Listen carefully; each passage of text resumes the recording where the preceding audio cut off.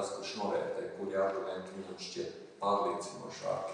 Nevis tas, ka es nostāšos vienā vai otrā pusē, tā kā sarunas laikā.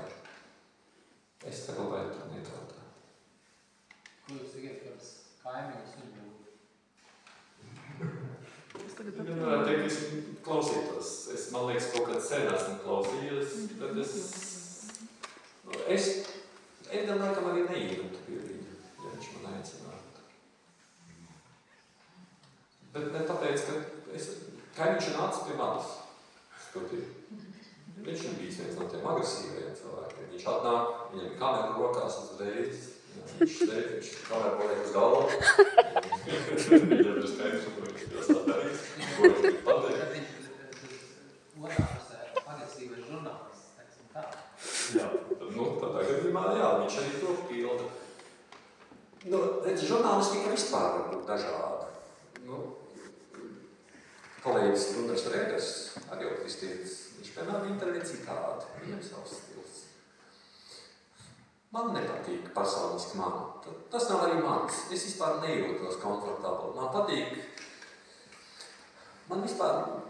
man tā ideja 1:1.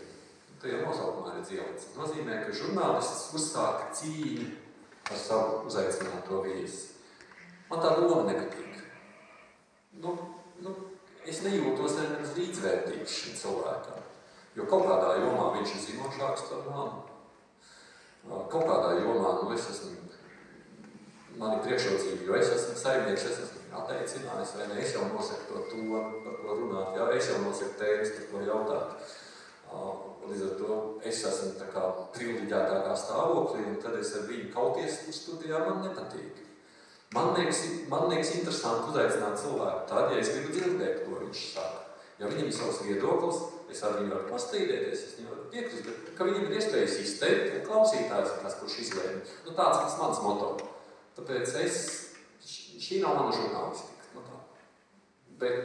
Bet es nesaku, ka tā ir slikta vai nepieņemama. Mēs redzam, ir ļoti dažādi žurnālistika pasaulē.